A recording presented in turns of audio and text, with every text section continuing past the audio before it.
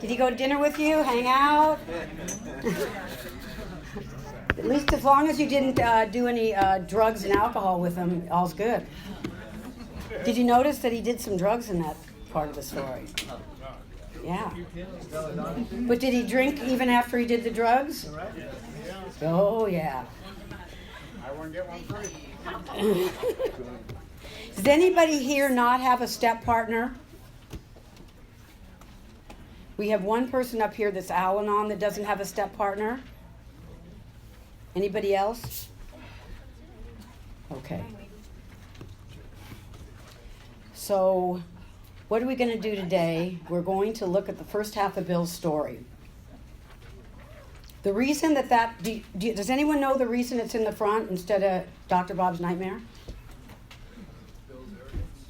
Bill was an egomaniac? No, he wasn't. He was not. What did you say, Greg? No, really and truly, from what I know, is that it's in the front because it's the best example of what it was like, what happened, and what's like today, more than Dr. Bob's Nightmare. And that's the way we learn to share and to relate. And I never paid any attention to Bill's story before BBA. It was like, I read it, but it was like, he's a man, he's a stockbroker, he's this, he's just nothing like me. And one of the good to see you. One of the things that's so good about it is that when you're taking someone through the work, because not only is this workshop for you, but I hope that you're going to learn things that will help you be a better sponsor and step guide. And one of the things is that writing my notes in first half of Bill's story and everywhere that I did things like Bill and writing down what I did, I begin to look for the similarities and not the differences. And when you're working with a new person, that is a way that they need to go to meetings. And it takes time to know how to listen at meetings. And I remember my first sponsor, John, would go over with me how to listen, looking for the similarities, because automatically we look for the differences, especially to me when I was new and so sick. I didn't think I was like anybody. It was all me, and I was, So I began to look in that story that I am Bill W. The story is so close to my story. And so I'm so grateful for that. And we looked at the circle and triangle to see a compass to be able to tell us where we're at in our recovery. Am I balanced in all three areas? And if you're new, you won't be balanced in the spiritual side yet because you haven't done all 12 steps to be of service to others, to take them through the work, or institutions and jails and Navy bases. All right. We just got a new commitment for BBA at the naval base, and Rick and I met with the chaplain.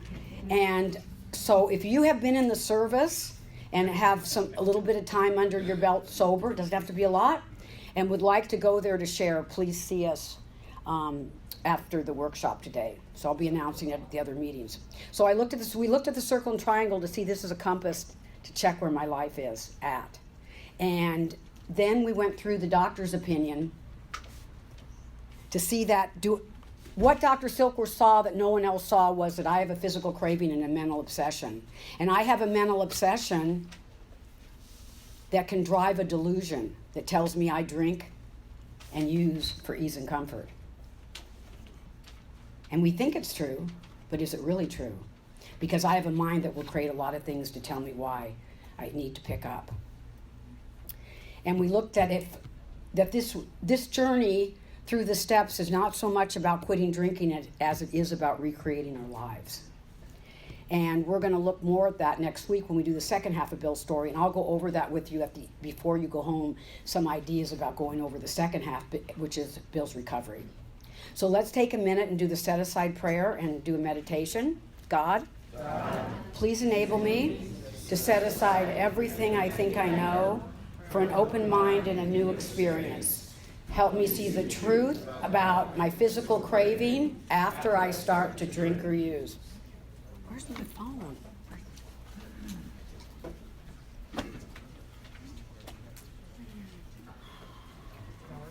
Want to turn off the lights?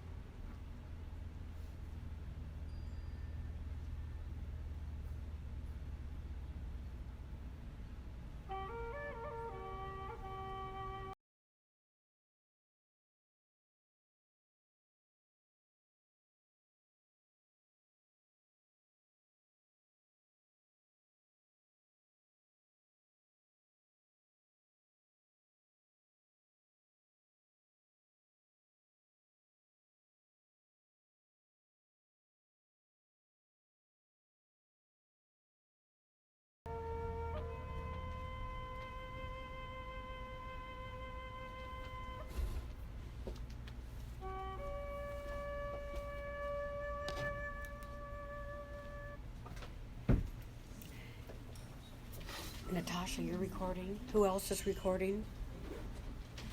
You're recording? I just want to make sure 2 people are recording. He is right there. Who's recording? I know, yeah, Cortland's recording. Okay, I just want to make sure because sometimes one phone doesn't work. And we want to drop box it to Rick. Right, Rick? Yes, ma'am. We want to drop box it to you at the end of the meeting Yes. tonight. Yes. Okay, I'm back. I passed out those sheets that I hope everybody got. If you didn't get one of these sheets, raise your hand. Who has more sheets? Joe, do we have more? Do we Yeah, have more I put a sheets? bunch out there. Okay. Yeah. Oh, there's some. You want to pass them out for us? Yeah, Forrest. Come on. These sheets are something that I did when I was just going through the work, you know, to see what the book was telling me about. Did any of these get me sober? Did any of these keep me sober? And I wanted to give them to you at this point because as you go through the work, you might want to add to this list. Because there's a lot more things in there than what I wrote. But these are some of the things that I saw. And then what I did is the next time I went through the work, you could do it this time too. I just took this sheet last time through the work and I went through each one and wrote underneath it what did I have a desperate desire to control my drinking and using, and did that work. And I wrote underneath each one of these how it affected my life. And it was helpful for me in the first step last time I went through the work. So that's why you have them. Any questions? Okay, let's talk about Bill. Let's turn to page 1.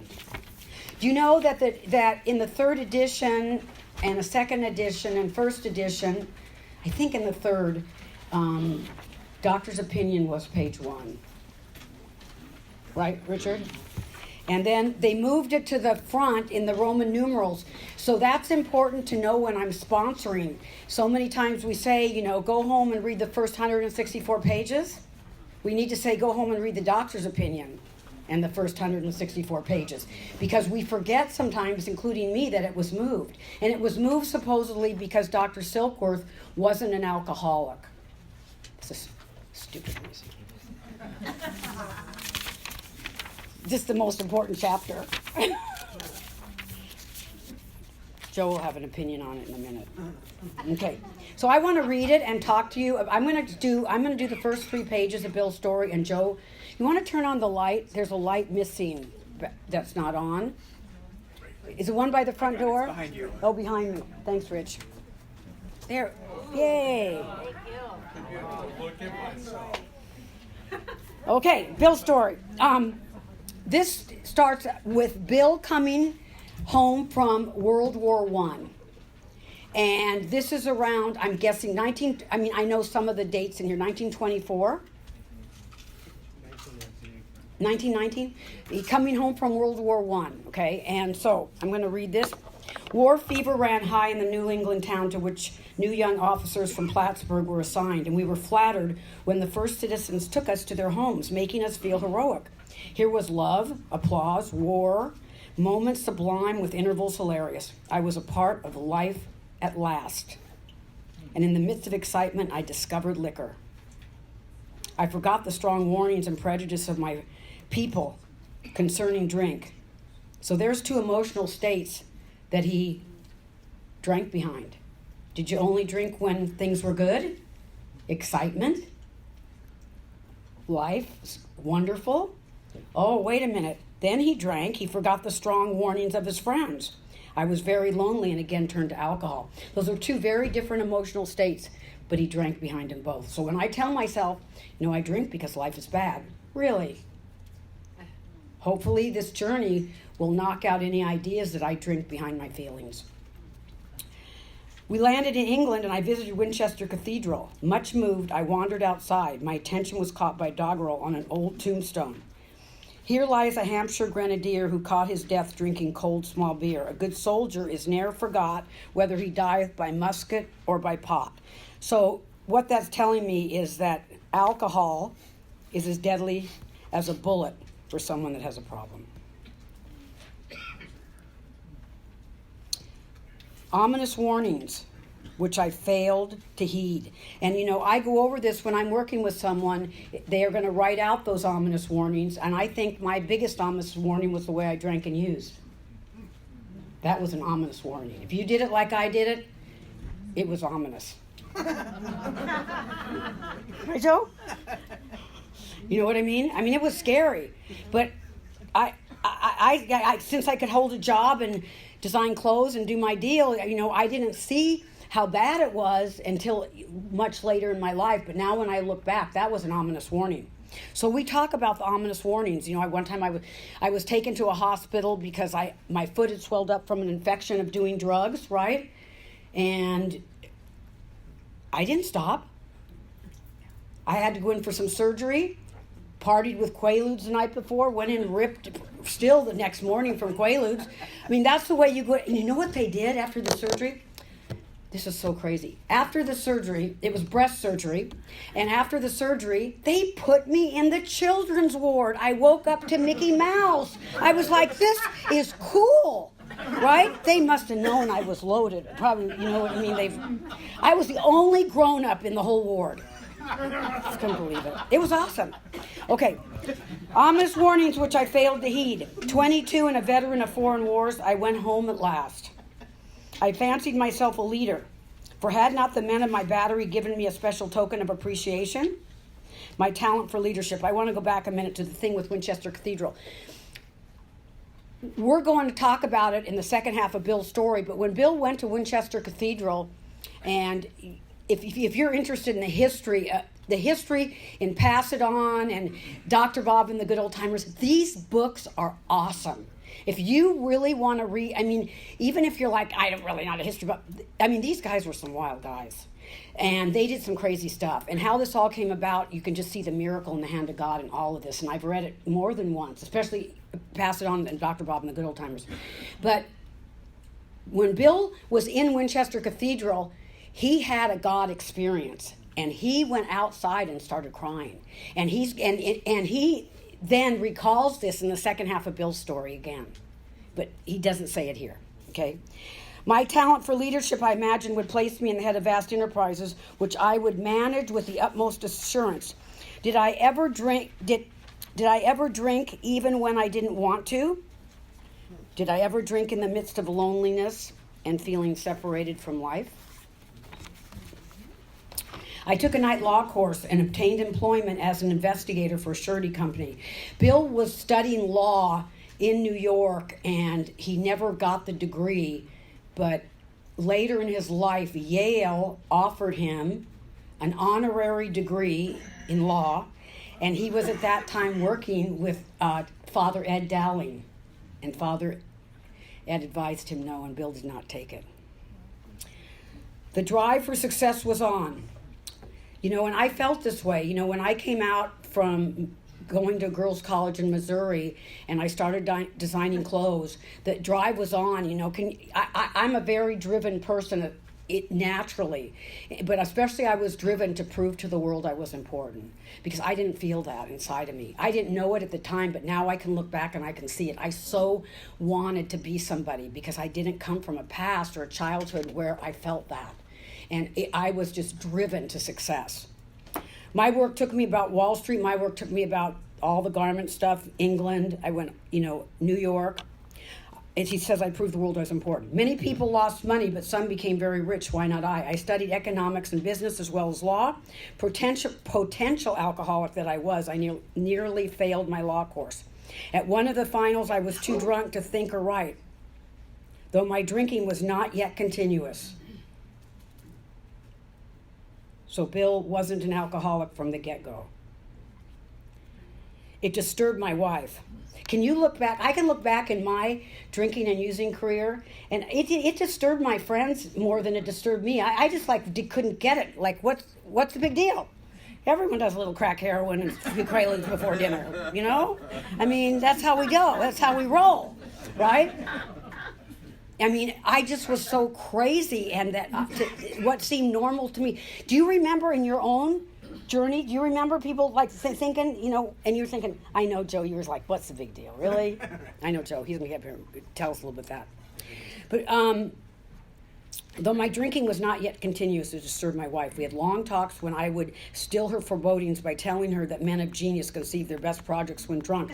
And I would stay up, when I was designing clothes, and I had a studio in my house where I lived with the undercover cop, and I would stay up late, smoking pot and doing cocaine and designing, because you could do your best designing like that, and that's what I really did think. By the time I had completed the course, I knew law was not for me. The inviting maelstrom of Wall Street had me in its grip. Business and financial leaders were my heroes. So for me, my heroes were criminals and artists. And today, I would say my heroes are great men of faith that inspire me to go deeper in my relationship with God. Out of this alloy of drink and speculation, I commenced to forge a weapon that would one day turn in its flight like a boomerang and all but cut me to ribbons. Oh, I got a funny story about boomerangs. I know that. Do you know the story, Richard? No, I bet a lot of people don't know this story. I have some secret stories that a lot of people don't know. No, this is about Bill. Do you guys know that Bill Wilson was you just gotta love the guy. He was so crazy and interesting and wild, and he's just so one of us. Bill was the first American to ever complete a boomerang circle and almost cut his grandfather's head off. Yeah, none of you knew that story, right? Look it up, Google it, Bill and the boomerang, and check it out so you know that I'm right.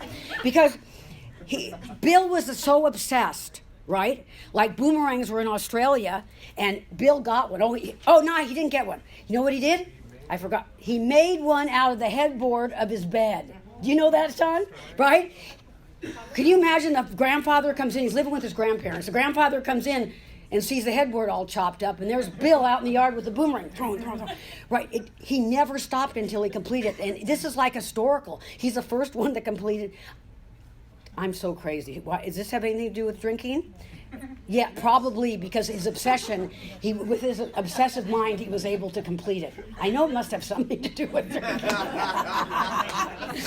At least it makes me laugh. It's so crazy. Oh, Bill. Okay. Bill. Now, this is another crazy idea. Oh, Bill. He was so smart. So, Bill, living modestly, my wife and I saved $1,000, okay? Did Bill's drive for success and leadership and importance stop or moderate his drinking? No. Okay. So he got this idea, wild ideas. I like to talk about wild ideas when I'm working with people. So Bill had this wild idea. He was working on Wall Street.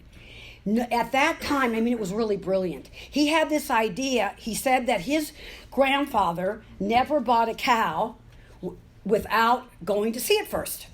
So he felt that he was going to go out into the businesses that they were investing in and start to look at them and come back and report. This is common today. You can get a report on any big company that you want to invest in. The reports are all there. They were not doing this. This was absolutely genius idea. So Bill takes $1,000. He tries to get some of his buddies on Wall Street to give him money to go do this. They're like, no, Bill, right? So Bill, I didn't bring the picture. Bill takes off. You can look it up. You look it up. Bill and the motorcycle. Bill and the boomerang. Bill and the motorcycle. So Bill gets this motorcycle with a sidecar. You got to see the picture of it. You got to look it up to see it, to believe. You saw it, Lisa, that picture. And it is stuffed full with tents and all this. And there's Lois in the sidecar, his wife, and there's Bill on the... And remember, this is like a 1925 motorcycle. No windshield. And off they go, roaring off on this motorcycle. Even Lois drove it with Bill in the side. They don't report that, but it is true. Because Lois talks about the wind in her hair. There's a book called Lois Remembers. It's a great book. So off they went around the United States with $1,000 to report. And they even at times worked in the fields. They lost so much money and didn't have money, and they picked stuff, fruits and stuff like that in the fields to make money. And they came back with this report, but he was gone like almost a year. And this is what they said. We gave up our positions and off we rode on the motorcycle, the sidecar stuffed with tent blankets and a change of clothes and 3 huge volumes of financial reference. Our friends thought a lunacy commission should be appointed. So I say, what crazy ideas? You know, when I'm working with someone, we're going to talk about crazy ideas that we do. Perhaps they were right. I had some success at speculation, so we had a little money. But we once worked on a farm for a month to avoid drawing on our small capital. That was the last honest manual labor on my part for many a day. We covered the whole eastern United States in a year. I mean, they slept out. These guys loved to camp, and they would sleep out in the wilderness, and they just loved it. At the end of it, my reports to Wall Street procured me a position there and the use of a large expense account. The exercise of an option with an option brought in more money. I'm going to the next one. Okay, I want to go back down to the... Do I see that if I focus on when, where, why, and how and by whom I became alcoholic, like a victim, that I'll have no focus on the solution? Okay.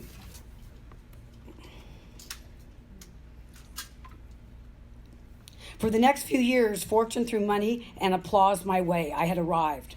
And that's what I felt in the fashion business. My judgment and ideas were followed by many to the tune of paper millions. The great boom of the late 20s was seething and swelling. Drink was taking an important and exhilarating part in my life. There was loud talk and jazz places uptown. Everyone spent thousands and chattered millions. Scoffers could scoff and be damned. I made a host of fair weather friends. My drinking assumed more serious proportions, continuing all day and almost every night. The remonstrances of my friends terminated in a row, and I became a lone wolf. He didn't want to hear him complain. There were many unhappy scenes in our apartment. There had been no real infidelity. Not true. Look up the history of Bill W. For loyalty to my wife helped at times. Well, when this book was written, they weren't talking about it. But if you look it up, it's all over. Will was a wild man. I won't say what I helped at times by extreme drunkenness, kept me out of those scrapes. In 1929, I contracted golf fever. We went at once to the country, my wife to applaud while I started out to overtake Walter Hagen. Liquor caught up with me much faster than I came up behind Walter. I want to just point out to you, there's 4 jumps on that page in the progression of his alcoholism. I want to give them to you. Number 1, in the middle of the page, drink was taking an important and exhilarating part in my life. 2, continuing all day and almost every night. 3, on the bottom of the page, I began to be jittery in the morning. I did, especially when I was doing heroin. And 4, golf permitted drinking every day and every night. That's 4. So that is the progression of Bill's alcoholism on that page. I'm going to let Joe take it. What's 3 again? 3 is the bottom of the page. Jittery in the morning. It became jittery in the morning. Wait, 1 was drinking. Wait, let me just Do it again. Yeah, just shout out and I'll slow down. You know, you guys can run the show a little. 1 was Until we get to inventory, then I run the whole show. Number 1, drink was taking an important and exhilarating part in my life. 2, continuing all day and almost every night. 3, I began to be jittery in the morning. Where's it continuing the drink action? Next paragraph. My Do you see it, honey? Yeah, I see it now. Okay. Bottom of the page is number 3. I began to be jittery in the morning. Number 4 starts on the bottom of the page, drinking every day and almost every night, and goes into the top of page 4. You guys got it? Okay, Joe, all yours, baby. You're welcome. If you're cheating on your wife, don't write it in a book.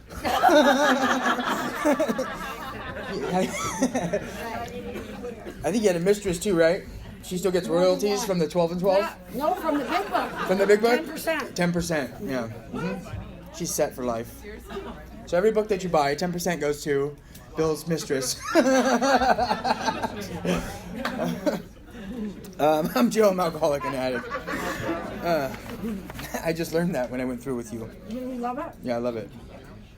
Dirtbag. I love that Bill had his stuff like we did. Yeah. You know what I mean? He's a liar. All right, so I'm going to keep reading on 4. So Bill just started golfing, right? Yeah, he's picked up golf. Enough to drink. Enough to drink. But when I'm working with people, and what I was suggested to do is, like, where did you try and, like, pick something up? Like, did you start becoming a runner? Or did you go to the gym a lot? Or mine was going to go back to school to try and, like, you know, be a student and get out of my alcoholism, because I thought it was just going to end, you know what I mean? Mm-hmm. I didn't think this was going to be a forever deal. I didn't think I was going to keep drinking and using the rest of my life. I thought at some point, sometime in my life, it was just going to fall off of me, and maybe I'll just give it a little help, and I'm going to go be a full-time student. You know, here I am, not working, homeless. I quit my job to be a full-time drug addict, you know, but I'm going to sign up for school, and I'm going to go full-time, you know? This is what we do. So I go full-time, and I'm going to school, because this is what we do. This is what I did, you know what I mean? I tried to, like, make myself appear like I'm not this kind of person. And what happened was I was taking a psychology class, and we had to do it was psychological drugs, right? It was caffeine, nicotine, and then we had like meth, right? Or whatever. I'm like, I'll bring the paraphernalia. You know? I was supposed to bring a pipe, and I was supposed to bring a little bag or whatever for the board, you know? And I had my little report all filled out and everything, and I missed it because I was too high. I got high the night before, and I was working on it all night, and I never made it to class. And I quit. And I didn't finish college. So that's what I did. Let me continue reading. Just a story I forgot to tell. It was fun to carry him around the exclusive course, which had inspired... What? I took too long. No, you didn't. You're fine. I have plenty of time. I have guilt. Inspired such awe in me as a lad. I wanted you to, because when I heard I had to do Bill's story, I'm like, oh my God, Bill's story. You know, I love Bill, but Just give us Joe's story. it's trying to be exciting. It's like when you read it, how exciting was it? That's what you I think it's expect. exciting. I know, you make it exciting. And when I read, I've read it so many times, but I will tell you this. I read it so many times because I couldn't get past it. Because my sponsor would always start me over because I'd always relapse. All right. And now I know never start anyone over in the steps. If you relapse, you go out, you continue with what work you do. And thank God, because I was like in the middle of immense and I had relapsed, and it's like I'm not going all the way back through again. I didn't fucking finish this shit, you know. So I kept getting start over. So I read the story like 15, 20 times, and it didn't mean anything to me anymore. It was just like, I was like, God, I'm so tired of this guy. And then I saw the movie, and every time I'd read it, I see Ed Wood in my head, you know, and you know, as Bill sees it, whatever. But when I did it this way, I like the movie. when I did it, I like it too. I loved it. When I did it this way, though, I'm sitting in treatment, you know, for the last time in inpatient treatment. And Bill is the first person I could relate to on that level. All right? Because I couldn't relate to people in the meetings a lot of times. Because if you read Bill's story and you read the things that he's doing, he's drinking, he can't stop. And he goes to a doctor, and the doctor says, well, just don't drink no matter what. Or just think it through. You know what I mean? What if they told him this? And this is the stuff that I was hearing when I was going to the meetings. And it's like, how dare you tell me these things when don't you think I've tried that? You know, you're not talking to an idiot here. I've tried to stop. I've tried to quit. I've tried everything. I've tried therapy. I've tried exercise. I've tried group relapse prevention group. I tried Gorski. I tried meetings. I tried AA, you know, whatever I could do. I was living with sponsors. I was smoking meth in their bathrooms. You know what I mean? Like, what more can I do? And I go to a meeting and they say, well, just don't drink no matter what. And go to meetings. I'm like, you fucking idiot. Oh my God. Give me a gun. I'm taking this place out. I didn't want to be there, you know what I mean? And I felt so sick. I felt so sick and so nasty.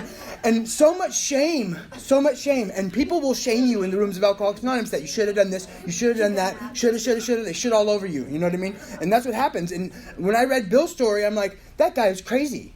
Like, he had no reason to drink and use, and he's out drinking and using. He had every excuse not to drink and use. His life got better, he drank and used. Or drank. His life got worse, he drank. It didn't matter. Life was good, life was bad, he drank all the time. And that was like me, I did it all the time.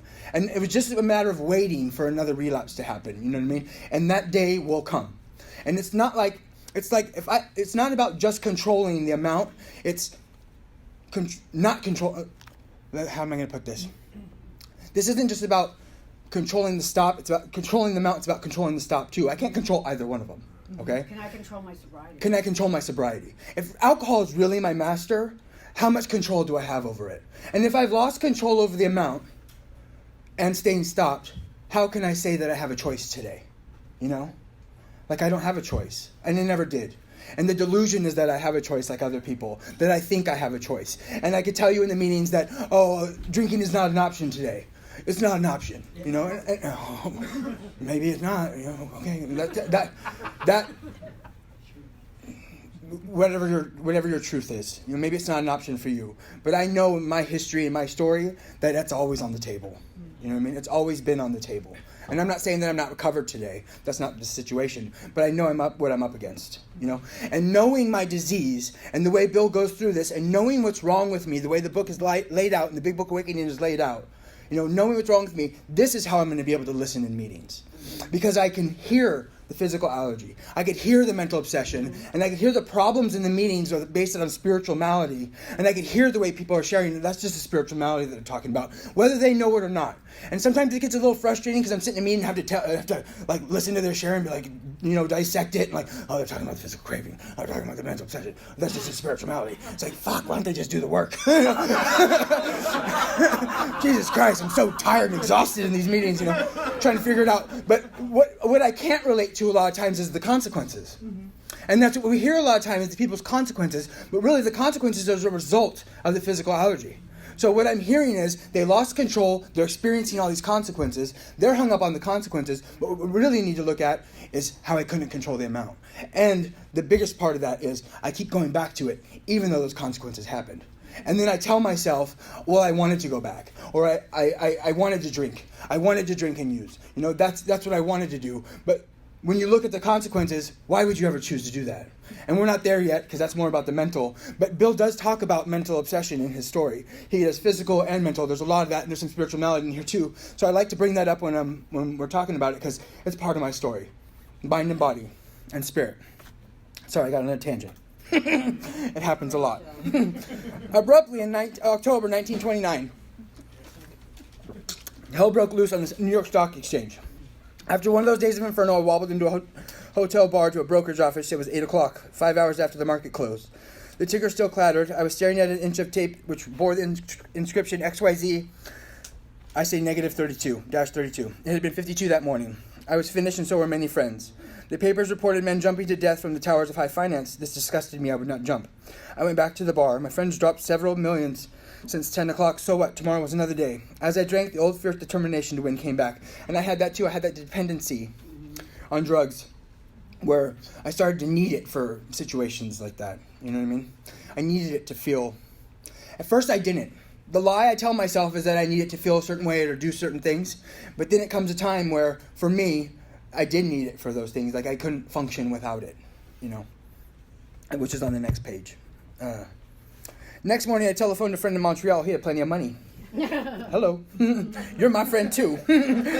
Money left, and I thought I had better go to Canada. By the following spring, we were living in our accustomed style. See, now he's back up. He's back up. He's on top of the world again. He's in his luxury apartment. He's living rich. You know, by the following spring, we were living our accustomed style. Like Napoleon returning from Elba, no saying hell enough for me.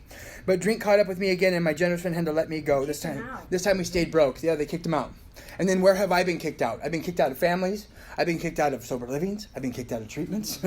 Well, I left. And kicked out. I've been kicked out of sponsors, living with sponsors. I've been kicked out of roommates. You know, all these situations because of my drinking and using. Right? We went to live with my wife's parents. I found a job, then lost it as a result of a brawl with a taxi driver. Mercifully, no one was to guess I was to have no real employment for 5 years or draw a sober breath. And I didn't work for at least 5 years, too. I quit my job. I was going to be a full-time drug addict. And I had nothing going on, you know? Nothing going on. It's just, work was getting in the way. And we were tweakers, you know what I mean? We were tweak. It was like, you know, there's a store, they have stuff outside, we're running up, grabbing it, and leaving, you know? We're broke, we're hungry, we're tweakers, you know? I would steal from people, I stole from family, you know? I sold every piece of clothing I had, and if you had nice clothes and I was in your closet, I was stealing your clothes and selling them too, you know? I was returning women's shoes to the Nordstroms. Anything to get a bag, baby. It was bad. It was really bad, but that's what we did. We just ran amok. It was not glamorous at all. And I look at Bill and I'm like, this guy, Jesus Christ, if I had what he had. And like Dan Sherman would say, because I've heard this from him and I would talk to my sponsees about this, is that Bill finished school. And did you finish school? No. I said, well, Bill did alcohol only. What did you do? Alcohol, drugs, whatever I can get my hands on. And then Bill had a successful career as a stockbroker. And what have you done? Well, I'm homeless. You know, like, is it possible that you're worse than Bill W? You know, yes, it's very possible that I'm much worse. And with the drugs we have nowadays, much, much worse. Okay? Let me move on. My wife began to work for a department store. Coming home exhausted to find me drunk, I became an unwelcome hanging around at the brokerage places and at the dealer's house. No one wanted me around, and I didn't want to be around anyone either. Liquor ceased to be a luxury. It became a necessity. I had to get high to go out and get high, if that makes sense. I had to get high to get my hustle on to go get high some more. Or you start drinking to get my hustle on to go get high. You know, and that's what my life was about every day for years. Always planning and scheming of how can I get more. 2 bottles a day, often 3, got to be routine. Sometimes a small deal would net a few $100s, and I would pay my bills at the bars. Delicatessens, this went on endlessly, and I began to wake early morning shaking violently. Me too, if I slept. A tumbler full of gin, followed by a half a dozen of bottles of beer, would be required if I were to eat any breakfast. Nevertheless, we had Thanksgiving one day at the Tweaker's house, and they walked around with a plate of M&Ms. Everyone got one M&M for Thanksgiving. We were high. We couldn't eat. They're like, food? What are you talking about? I can't even chew. I'll break a tooth.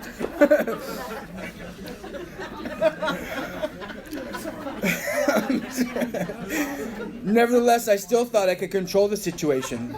See, how I thought I could still control the situation, right? Even though my life is in shambles and I still think I can control it. Whether it's the consequences or the drinking, the using, and the saying stop, all of it, right? Gradually things got worse. You know, when did it get better?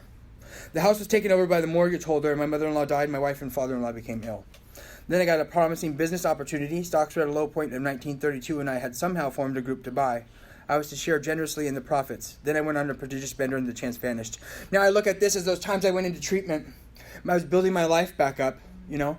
I was getting that new job and I was starting to work at this new job and I was building my life back up there. All the times, my life was continuous, building it up, and then I went go on a binge and it crashed down, you know. And I just lose everything, you know. Up, down. And I believe that is a walking hell. Like that's living hell for me, is continuously having my life built up and then watching it lose it all repeatedly over and over and over and over again. I woke up. This had to be stopped. I saw I could not take so much as one drink. See, Bill knew he couldn't drink one drink. He knew if he drank one drink that it would result in problems. But he still could not take one drink. Okay? So he knew. Knowing it had to stop, never stopped it. Knowing I had to stop never kept me stopped. Right. I was through forever, and there's so many times I've written those promises. Before then, I had written lots of sweet promises, but my wife happily observed that this time I meant business, and so I did. Shortly afterward, I came home drunk. There had been no fight. Where had been my high resolve? I simply didn't know. It hadn't even come to mind. Someone had pushed a drink my way and I had taken it. Was I crazy? I began to wonder, for such an appalling lack of perspective seemed near being just that. Lack of proportion to think straight is the big book's definition of insanity. Renewing my resolve, I tried again. Some time passed and confidence began to replace by cocksureness. I could laugh at the gym mills. Now I had what it takes. One day I walked into a cafe at a telephone. In no time I was beaten on the bar asking myself how it happened. As the whiskey rose to my head, I told myself I would manage better next time, but I might as well get good and drunk then. And I did. And I think that speaks to the obsession a lot, where it's like, did I really, or I know that I'm going to lose control anyway, so I'm just going to do it anyway. And then I have some control in the matter. Do you know what I mean? It's like wherever I can try and find control, I'm going to try and find some control. And then when I stop, I'm going to say I had the control to stop. You know what I mean? I had to hit my head over and over again to the point where there was no more delusion. Like, I had no delusion about having any type of control. Like, I couldn't stop, and I couldn't stay stopped. Once I started, I didn't know what was going to happen. It could be 3 days, it could be 3 weeks, it could be 3 months. I don't know how long it was going to be. Sometimes 9 months, sometimes 6 months, and I would be using continuously for that time until something happened. I would be arrested, or, I couldn't walk anymore, or I was just so high where it was just like I couldn't get a vein, and even then I would just, shove something up my butt. You got a rock? Give it to me. Whoop. Didn't feel if it's still there, I didn't care. It was so dry up there, it wouldn't dissolve. Is that too much information? You gotta delete this from the... I was smoke it, hot rail it, shoot it, eat it, put it in toilet paper, eat it, you know what I mean? Just swallow it, just mix it in something, you mix it in coffee, yeah, no big deal, just give it to me. Whatever you got, just give it to me, however we can do it. I don't know where I was. The mind and body are marvelous. Right? Is that right? Oh, no, I'm at the remorse. The remorseful and hopelessness of the next morning are unforgettable. The courage to do battle was not there. My brain raced uncontrollably. Loaded and not loaded. Yeah, sober. And there was a terrible sense of impending calamity. I hardly dared to cross the street lest I collapse and be run down by an early morning truck, for it was scarcely daylight. Moving down. The mind and body are marvelous mechanisms. For mine endured this agony 2 more years. You can hit a bottom, and you can drag that for a very, very long time. And I think that's what Bill's talking about here, is it hit this bottom, and he stayed there for another 2 years. And this is as low as he's ever been. Sometimes I stole from my wife's slender purse when the morning terror and madness were on me. Again, I swayed dizzily before an open window or the medicine cabinet where there was poison, cursing myself for a weakling. There were flights from city to country and back as my wife and I sought escape. Then came the night when the physical and mental torture was so hellish I feared I would burst through my window, sash and all. Somehow I managed to drag my mattress to a lower floor lest I suddenly leap. A doctor came with a heavy sedative. Next day found me drinking both gin and sedative. Right? This combination soon landed me on the rocks. People feared for my sanity, so did I. I could eat little or nothing when drinking, and I was 40 pounds underweight. And that's true for me, too. And, I would mix vodka with drugs. And sometimes it would be vodka, and sometimes it would be drugs, and sometimes it would be both, But always. But I mixed constantly. I would be tweaking for a long time, and then I'd have to come down a little bit, and I'd be smoking pot, drinking vodka, and then I'd go back to the drugs, and it would be back and forth and back and forth. My brother-in-law is a physician, and through this kindness and that of my mother, I was placed in a nationally known hospital for the mental and physical rehabilitation of alcoholics. Under the so-called belladonna treatment, my brain cleared. Hydrotherapy and mild exercise helped much. And I think about me here going into treatment. They have the exercise equipment, and you go to the little spin dry, and you have all these classes on, drugs and alcohol, and everyone, it's all nice, and you kiki and do all that stuff, and it's great, and you clear up. Did you feel when you left that you had self-knowledge so you wouldn't have to... I felt I had so much self-knowledge. Yeah. They pumped me so much with self-knowledge. You can figure it out. And they told me that I could figure it out. Mm-hmm. And they told me, is this the right place to share that? I'll do it. Okay. It's going to say right down there. It's going to say it down there. I'll keep reading a little bit. Best of all, I met a doctor who explained that, though certainly selfish and foolish, I met it seriously ill bodily and mentally. Talks about my incredible behavior in the face of the desperate desire to stop was explained. Understanding myself now, I fared forth in high hope. For 3 or 4 months, the goose hung high. Sober. Yeah. I went to town regularly and even made a little money. Surely this was the answer, self-knowledge. But it was not. Now, we did this Gorski work, and you guys have heard this story before, but I'd like to share it because it's the truth. And they would have us do relapse prevention. Now, if I could prevent a relapse, I would have. I didn't want to go through that torture again, and I didn't want to torture the people that I was around either, and the feelings that go along with it. You know what I mean? It's not just the using, it's just the aftermath of the using and having to lose everything again, and it's just, Here we go again. So, we do this Gorski work called relapse prevention therapy, and what they would have you do is they look at each individual and they look at your relapse warnings. And you have triggers, right? They're called triggers. And you have relapse warnings. You can't even go to meetings sometimes without them saying, don't share because it's a trigger. You triggered someone. You triggered someone. Oh, Jesus Christ. God. What? That's all I'm going to say. It's a bunch of bullshit. Yeah. Can't share about something because you have to cater to people. You just can't share about God to me neither because you have to cater to the newcomers because they're afraid of God. Blah, blah, blah, blah, blah, blah. Whatever. Well, then do it some other way. Now, you have your relapse warning signs, and it tells you what relapse warning sign you're in, and it causes the next one, and it causes the next one, and it causes the next one, and then it causes the next one, and then you relapse. All right? So the idea here is to catch it before you get to the relapse. So you do like this daily like inventory thing, and we'd have these little cards, and I'd have like difficulty managing feelings and emotions, which is like the card I wear all the time. Like, when am I not in that card? So when you're in that card, you flip it over, and it will have 3 things to do, or something to do, an action to do, to get out of that warning sign. All right? And so it's like, meditate for 5 minutes and call 3 people. All right? Or it's like, I'm isolating. Oops, I'm isolating. I better get my card out. Woo! And then you flip the card over, and it gives you an action of what to go to a meeting. Okay, I better go to a meeting, And then the idea is to catch it. And I would keep these in a bag. I had this like satchel bag that I would wear, because they were in at the time, And so I'd wear it around here, and I had my like little 90-day token in it, and I had my Gorski warning sign book that Gorski signed because he came and visited the treatment center, and I was like, oh, the president's here. So he signed it, and I had all my warning sign cards there. And I lost it in a bush when I was tweaking. I lost the bag in the bushes tweaking. And that's what relapse prevention did for me. That's my relapse prevention story. But that's what they expected of you. And if I had to go my entire life looking at warning signs and trying to fix and manage this, that is self-help, and that is self-knowledge, and that is crazy. And that is not what this program has to offer. That is not freedom to me. That is far from freedom. And I do not want to live like that. And the way I hear in the meetings, and the stuff I hear in the meetings, a lot of times a lot of people are living like that. And that's not me, and that's not my story. And I think that's a bad representation of Alcoholics Anonymous.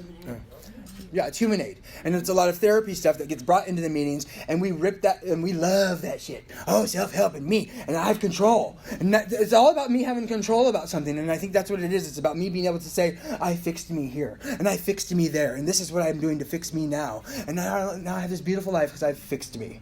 And I'm like, well, okay. Go fix yourself. All right. Surely this is the answer, self-knowledge. But it was not. For the frightful day came when I drank once more. The curve of my declining moral and bodily health fell off like a ski jump. After time I returned to the hospital, this was the finish. Curtain, it seemed to me. My weary and despairing wife was informed that it would all end with the heart failure during delirium tremens, which you get from drinking too much alcohol detox, delirium DTs, the shaking and whatnot. Yeah. Or I would develop a wet brain. Well, some tweakers don't know. That's why I'm explaining it. Or I would develop a wet brain, perhaps within a year. She would soon have to give me over to the undertaker of the asylum. They did not need to tell me. I knew and almost welcomed the idea. It was a devastating blow to my pride. And he still had pride. I like that. I, who had thought so well of myself and my abilities, of my capacity to surmount obstacles, was cornered at last. Now I was to plunge into the dark, joining the endless procession of sots who had gone on before. I thought of my poor wife. There had been much happiness after all. What would I not give to make amends? But that was over now. And if you're new here and you're first time through the work, don't even think about amends yet. That's the one part I'm like, don't even read that. Don't even think about it. Because I can get there's so much guilt and shame there, you know what I mean? And to have to think of everything that I have to repair right now, and I'll do that. And I'll sit in meetings and I'll be like, I have to fix this and I have to fix that. They're telling me I have to do this and I have to do that. I have to make amends here and that. And then it'll run me right out of here, So don't worry about that yet. It says, no words can tell of the loneliness and despair I found in that bitter morass of self-pity. Quicksand stretched around me in all directions. I had met my match. I had been overwhelmed. Alcohol is my master. So if alcohol is my master, how much control do I have here? Right? None. Power, choice, and control, they're all the same thing. If I don't have control, I don't have power, I don't have a choice. Right? Trembling, I stepped in the hospital a broken man. Fear sobered me for a bit. Then came the insidious insanity of that first drink on Armistice Day, 1934. I was off again. And he still drank. You know? This guy's still drinking. After all this, and he's still getting drunk. And you imagine him going to a meeting and they say, just don't drink no matter what. Like, are you kidding me? The message is just so foul. It's foul. I hate it. I'll speak against it. Yeah, I wouldn't be here, you know, if I could do that. Everyone became resigned to the certainty that I would have to be shut up somewhere or would stumble along to a miserable end. How dark it is before the dawn. In reality, that was the beginning of my last debauch. I was soon to be catapulted in what I like to call the fourth dimension of existence. I was to know happiness, peace, and usefulness in a way of life that is incredibly more wonderful as time passes. Promise. Yeah, there's a promise. Orange? Green. Okay. Near the end of that bleak November, I sat drinking in my kitchen. With a certain satisfaction, I reflected that there was enough gin concealed about my house to carry me through the night and the next day. My wife was at work. I wondered what, you know, I'm not going to read the rest of this. I'm going to stop there. I think the most important part we've read is at the end of page 8. Because what I'm doing here with Bill's story is going to be answered on page 17 when it says, was I hopeless as Bill? And so we're going through this portion of Bill's story to look at, am I as hopeless as Bill? And I could look at his story and just see it as Bill's story, but then when I look at it and turn the statements into questions and ask myself, did this happen to me? Have I felt like this? Do I have experienced a physical allergy like this? Have I experienced craving like this? Have I been the inability to stop? You know, the feelings of loneliness, despair, you know, quicksand stretched around me. I start to relate to this, and I can start to be able to relate more in meetings. But that's where we need to be. You know, that's what we need to see to get to this place of, was I just as hopeless as Bill? Right? Now we're going to go into questions. We've cut out questions in this bin here. And so you just pick one up, come up and share. And we'll start. I can time. 3-minute shares. We'll do 3 minute sharing. And if you're doing the work only, please, we ask that you come up and share. All right, thank you. Who wants to share? Who did the homework?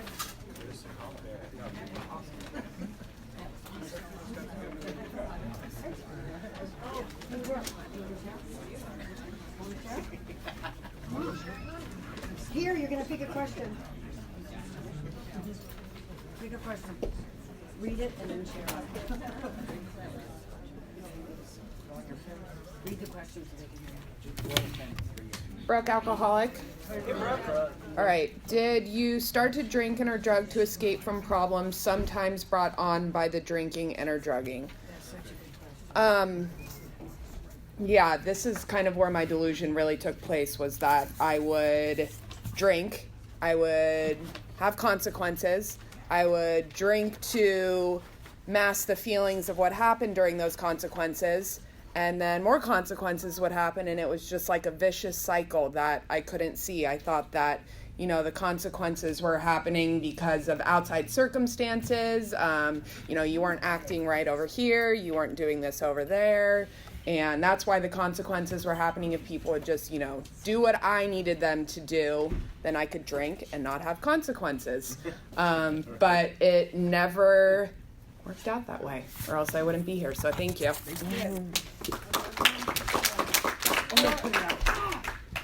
Forrest, no, leave it in, leave it in. Oh, no. Forrest. I'm controlling. That's one thing I can't control. He's gonna pick the same one. It's okay. They can pick the same one. Oh, man. Okay. Did drinking or using become more important over time? I'm sure if we've distinguished whether we're an alcoholic or an addict. Oh, Forrest, alcoholic addict. Hi, Forrest. Like in Bill's story, you know, it kept getting worse and worse. But even understanding that it's getting worse, you know, that self-knowledge, you know, it doesn't stop us. For me, things got much worse. But like Joe was saying, things would get better, and it would give me that hope, thinking, maybe I can handle this. Maybe I will like grow out of it, right? Or it'll just fall off of me, right? And that kind of like what keeps you going. But yeah, it's tough. Yeah, thank you.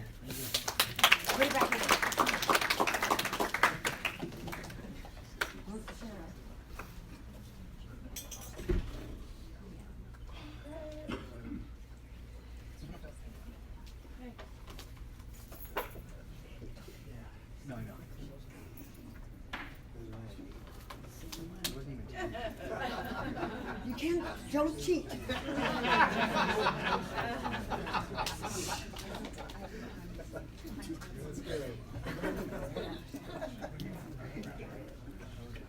Hi, Margaret. I'm an alcoholic. This is kind of a difficult question for me. It says, did you turn to alcohol, drugs when you were lonely?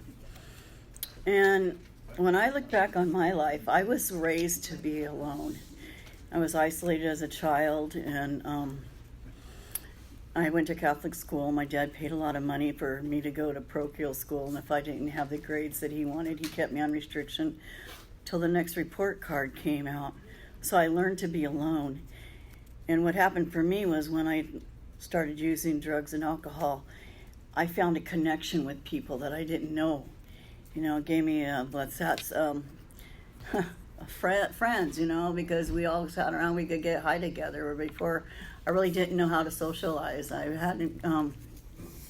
wasn't taught to be a social creature. I had been isolated. And so for me to use was a way for me to start getting out of my private world that I lived in. And so, and then of course, I might as well just go ahead and say that I did continue to drink and use isolated as well. It really didn't matter. I was a closet user for a very long time, so it just kept me in isolation.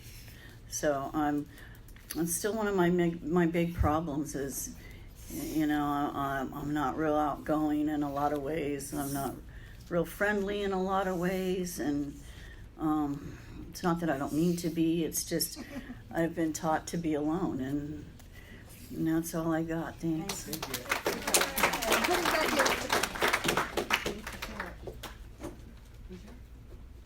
Yeah, you. Me? No. You haven't done the work. You haven't done the work I yet. can't say no, right? Tyla? Say no to you. I say no to Tyla all the time. Gotta get a good one. I'm not gonna. I don't like it. Put it back and then. So, my name is Shelley. I'm an alcoholic addict, recovered alcoholic and addict. Interesting, I got this one. Did you turn to alcohol and drugs when you were lonely? I think we just heard that. That's okay. Right? You can do it again. I'll do it again. One of the first thoughts I had when I saw this and when you all were talking, I remember when I first got sober hearing the high-risk situations, right? Because we hear that, we teach that. And I remember somebody said, what's your main high-risk situation? And I said, waking up. Coming to is my high-risk situation. I don't know that in the midst of all of my drinking and using, if I ever really thought about what I was feeling. I just used. So, and lonely, I had to be lonely. I had to be alone to be able to use the way I wanted to use. I sure as hell didn't want to share with anybody else. And it was just, the compulsion to, one of the things I remember the most is the pain of whatever was going on. And I had made that resolve, like we just read about with Bill. I wasn't going to use again. I wasn't going to do it again. And I'd come to, and I would clean everything out of the house and make it look like a sober, clean, successful, mature person lived there. I faked it. And within a few hours, I would be driving to buy the drugs, sobbing because I didn't want to go. Yep. And I couldn't not drive. I couldn't not do it. And so the delusion was that as soon as I got that substance in my body, that everything was going to be okay. And that was the insanity, year after year after year. And as I've done this work around the alcohol and drugs, the scary thing is that I realized that at 21 years clean and sober from drugs and alcohol, this behavior continues in other areas of my life. And it's an ass kicker. It is an ass kicker. And so I thank God for this program that BBA allows us to look at other areas in our life where the insanity can still be very alive and well. So thank you.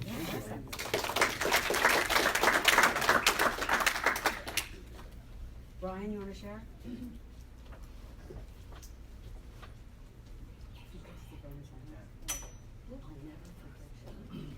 Can I pick the same one? Yes, that's it down. Did you start to drink and or drug to escape from problems? Sometimes brought on by drinking and or drugging. It's a great question. It is. Yes. And yes, there were a couple of other reasons. I really relate to the previous question. But the vicious cycle, right? I would seep further and further and further, and more drugs, more cocaine, more alcohol, and more deeper consequences, and the shame and the remorse.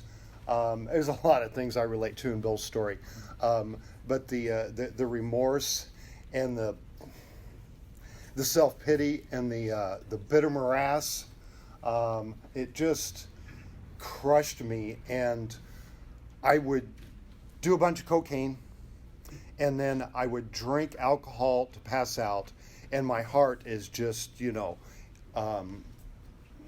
bouncing through my chest. I'm just going, I'm hoping. It's like, maybe tomorrow morning.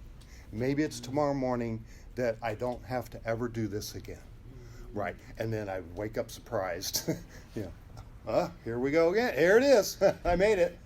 And it just started that all over again. So yes, the legal consequences, the losing jobs, the quitting jobs, the not being able to go get more jobs, the physically choosing drugs and alcohol verbally, consciously over people I loved.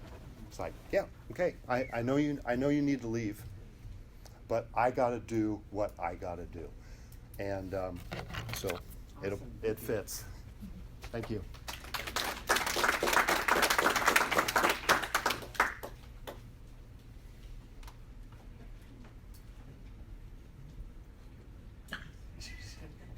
She's giving that look. She is giving that look. Richard, you should get up. You just look at because he'll pick on me if I choose him. You pick on him. I pick on you because You love him. I do. Oh. My name is Richard, and I'm an alcoholic. And I like to throw a little bit of crystal meth in my alcohol. All right, so here's the question. Did you feel loneliness, despair, and self-pity?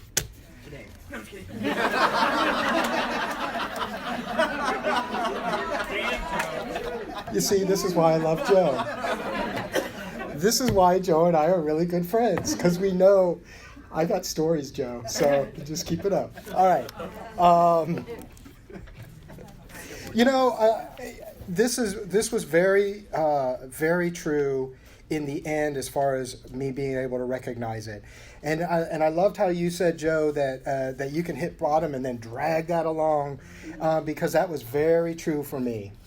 And as I've done the work over and over and over again, I've been doing the work since 2006, and so one of the things that I've been able to find through doing the work is looking at how far back this actually went that I didn't even recognize in the beginning why I was drinking and using, or that I was experiencing these feelings.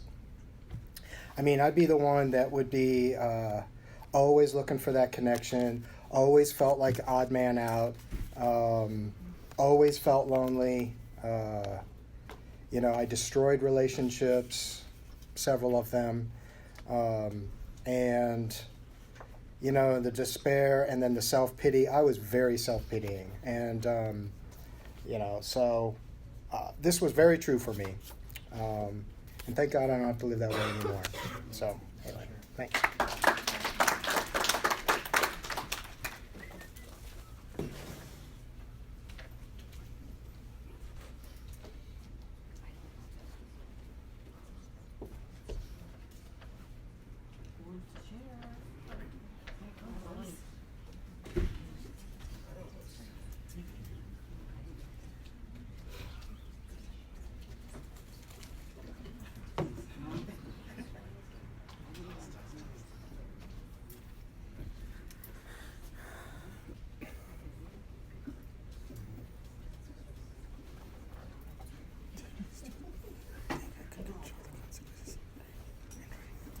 All right, Carlos, alcoholic and addict. Hey, Carlos. So the question is, did I still think I could control the consequences of drinking and drugging?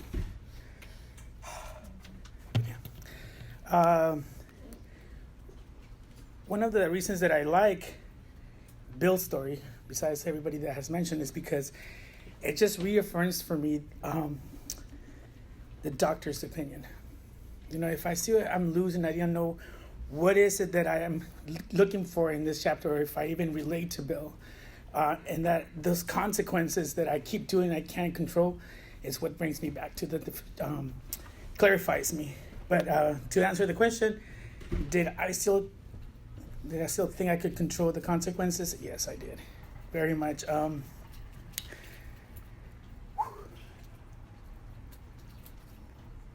One of the things that, can I pick another question? Here you go. I'm going to pick another one. It's just 2 minutes. Go ahead. Go ahead. It's because I'm thinking in Spanish, but I can't. Okay, did you start to drink? Okay, did you start to drink and or drug to escape problems? Sometimes brought up my drinking and or drug. The same thing. The same question. Oh yeah.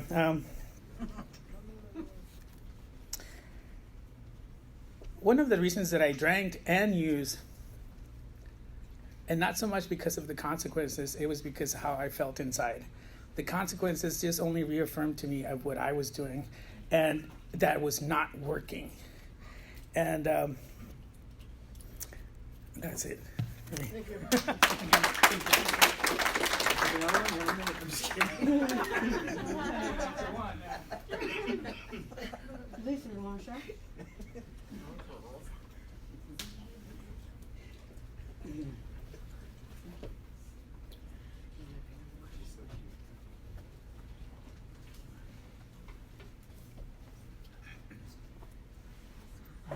Hi everyone, Lisa, alcoholic. Hi, Lisa. Did you feel loneliness, despair, and self-pity? I definitely did.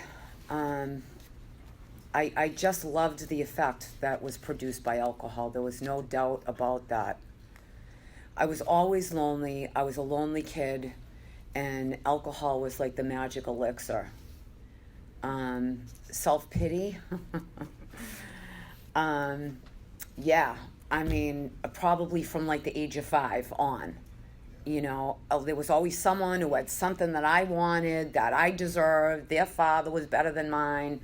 Their mother was better than mine. Their clothes, there was always something, that I was feeling like I deserved, basically. And despair. I love the line in Bill's story where he talks about banging on the bar, because that was where I ended up. I could not understand how I ended up in the same places over and over and over, regardless of, I knew what the consequences would be, to a point. I knew it wasn't going to be good. And the worst part, right before I stopped drinking, was that none of this mattered. Like, that's how hopeless I got. that none of this even mattered. It didn't matter that I was lonely or despairing or, in self-pity. I just really wanted to die. And someone talked about it, maybe Joe, or someone did, about, just waiting for that day that I just wasn't going to wake up. Because I never knew what I was putting in my system. Bill talks about, next day found him drinking and taking the sedative. That was me. Never knew what I was putting in my system. A little like Joe, in that I would shoot it, I would snort it, I would drink it, I would put it in my eyeball, like it just didn't matter. And half the time I never even knew what I was ingesting. And the saddest part was I didn't care. I did not care. And,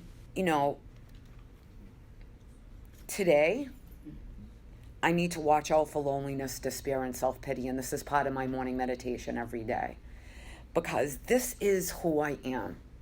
This is how I wake up most of the time. And that's the committee that I need to, put in its place. So thanks for asking me, Tyla.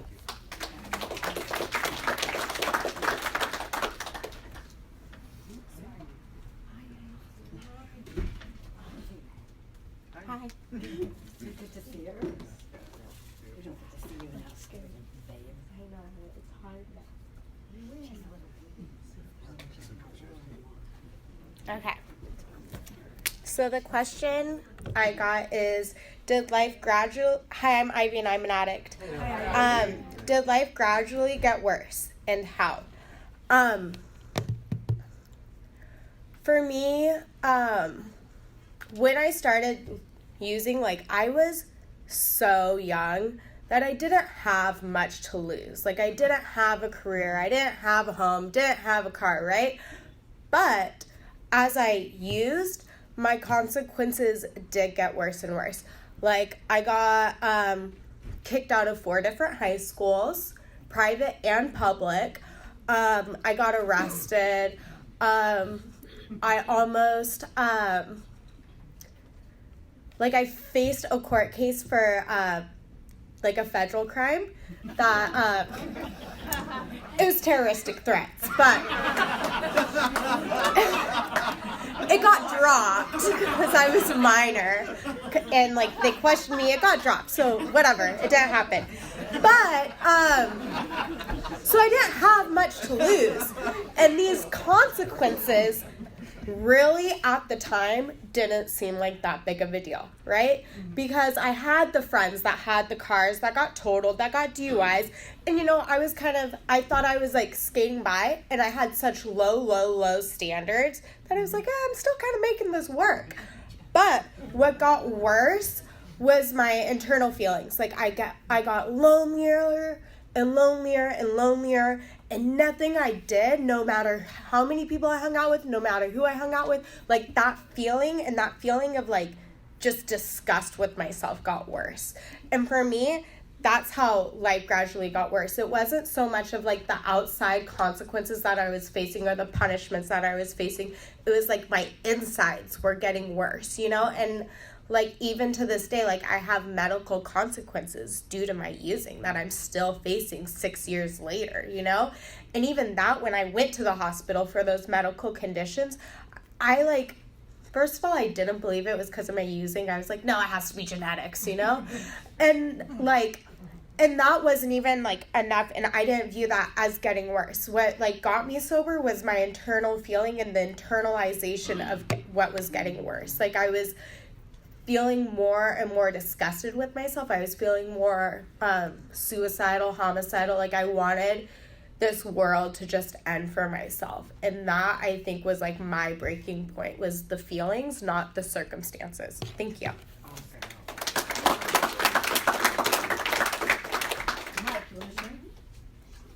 Sure, I'll share. Can't say no to you, right?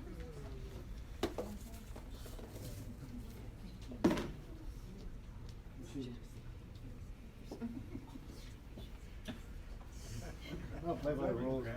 You can read a few and pick one you like. Michael, I'm an addict. Hi, Michael. Hi, everyone. So, Was I as hopeless as Bill? Did I want to stop drinking and using but couldn't? Yeah, so once I put one of anything in my body, the consequences are immediate. That's all I think about. It encompasses all my thoughts, spend all my money on it. I alienate myself from my friends and family because of my shame and guilt. You know, the obsession and the compulsion will not let me stop. You know, a lot of my, I'm an alcoholic per se, because I can't touch the stuff, but I'm an addict truly at heart. You know, the person I can relate to the most, to tell you the truth, is you. You know, I mean, they take me home, you know, my addiction takes me straight to being homeless, to, you know, the worst possible things you could ever imagine in life. And, you know, the consequences, some of the things that I've suffered are, you know, being thrown in jail and prison. You know, you think those would be able to make you stop, right?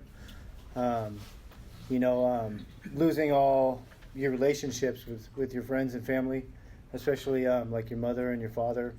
When you enter these people, I enter them back into my life when I'm clean and sober, and you know, I can throw a couple years together, and even the love that I need from them that I never got when I was a kid and things like that isn't enough to make me stop. You know, when they're wondering where I'm at, what's going on, and stuff like that. So yeah, I was straight hopeless. You know, I do best by not putting anything in my body. So yeah, I'm happy to be here. Thank you. Glad you're here.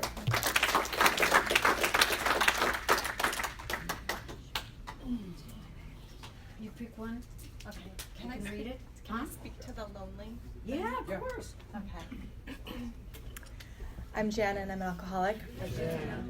I don't know, and I've been thinking about this lonely question. What exactly was it? Do I drink because I'm lonely or something? I feel like through the work, I've realized that I can be lonely in this large room full of people and, you know, surrounded by good friends and everything. But the problem for me when I feel lonely really is that I'm not connected with my higher power, with God. And like one of you said, you know, this it's not a self-help program. And that list of all these things, have those things help us. None of that can help me. And this is, for me, what I realize, it's like a God help program. And, you know, with God, I don't feel lonely. I feel good enough and I feel like I belong. But if that, for me, I was feeling that way earlier today, not a part of and lonely, with a group of women. And I got here today and I'm listening and I just feel like, okay, my connection with God is off. I haven't had time today to do, you know, meditation, and so I just feel already more connected and I don't feel alone. So I guess that's all. I'm always going to be lonely if my connection with God is off. So that's all.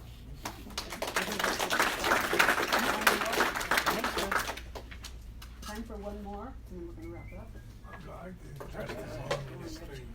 Well, you can share on. You got a question on there? It's going to address on the loneliness thing because it just. Someone might go out and drink over all the flavors. Yeah. All right. Did you turn to alcohol and drugs when you were lonely? Now, I was lonely from you know, my father died when I was 5, and I just never felt like I fit. You know, my brothers and sisters are all 10 years older than me, and I never felt like I fit in my family. When I went to school, I never fit in at school. And you know, I got into you know, a lot of bad shit with the nuns, and you know, the other kids were afraid to hang with me, and and it just continued, and you know, I was only, and I got into a lot. My brother was a drunk, and he was violent, and it was kind of crazy. I was afraid to go home when I was a kid, and so I wasn't going to drink. I thought that was crazy, because I looked at his drinking, but so I got into a lot of drugs. I started out as a drug addict. I sold like pot, you know, and because not for the money, but because it allowed me to have friends. At least that's what I thought. And I got into a lot of things. I did a lot of things. Like I stole a Mack truck when I was 12. It was because I wanted everybody to say, look how cool he is. You know, that's what it was. That's what the main motive of everything I did. And when I picked up a drink, it made me the life of the party. I was able to talk to women. It fixed me. I was an instant alcoholic from the word go. And did I drink because I was lonely? But you know, by the time I was out of high school, you know, I'm from New Jersey. Drinking age was 18, and by the time I turned 18, I was like, you know, I'm already going to bars and drunk all the time. So it was like not even a issue. But I was. But the end of my drinking, you know, when I first came to AA, I went to AA, and this was in Trenton, New Jersey, and I knew like 80% of the people in the room, and they were all like, it's about time you got here, and like I said, I knew 80% of the room, and I was so lonely because everybody was happy but me, and everybody was happy but me, and I remember thinking, this is exactly why I drank. You know, and today, through the program and steps, and even more today, I learned to share my life with other people. You know, before, if I shared my life, it was a lie because I didn't like who I was. And if I shared, I was a legend in my own mind. It was all made up. But today, I can share that I'm okay with who I am, and that, you know, that keeps me sober, you know, and the connection with God is, you know, God had to love me first. And then when God loved me, I learned to love myself. And then I could love other people and to help other people. So that's all I got. Thanks. Thank you. We're passing the basket. And if you can give a $2 donation, we do pay rent and pay for treats, and it helps us. Anyone taping the meeting, thank you for taping. I want to tell you that next week is the second half of Bill's story. Thank you, everyone, for sharing. Thank you, Joe. I want to give you a couple things, instructions for next week. We're doing the second half of Bill's story next week. And I want you, if you've done the work before, pay consideration and attention to the way that Ebby 12 steps Bill compared to the way you hear about 12 stepping in the rooms. Right, Ivy? Yeah. Oh, yeah. So look at that difference. I'd love to hear a report. I also want to tell you that everything that everyone got up here and shared about, all the loneliness and everything, that doesn't just happen when we're out there. All of those things can happen when I'm in sobriety. And all that powerlessness can happen in sobriety. I may not have picked up, but it can happen in sobriety. Okay? Tyla. Yes, honey? So when you're answering the questions, my question is that because I've been through the steps once already, so am I answering it like when I was like drinking and using, or am I answering it like as of today? No, I answer it. I mean, I've been through BBA, probably 14, 12 times, and I always answer first step questions, what it was like when I was out there. Because the important thing is that my last experience with step 1 dictates a lot to how I live my program today. If my step 1 is a distant memory, so will the gift of desperation to live this way of life. Does that make sense? It will fall off, at least it has for me. You know, so because when I worked with Mark and 12 years sober, I hadn't done a first step in 10 years, you know, and that was a big part of my problem. So yeah, I always answered what it was like. It's kind of hard, isn't it? Yeah. I know. It's hard for me too sometimes when I'm in that first step, you know. I just can't wait to get out of it, but we're only at the beginning, so hang on to your seatbelt. Okay. Any taping up here? Would you pick up the phones? Who's taping? Cortland? Yeah, I want to stop it now, yeah. Thank you, Natasha.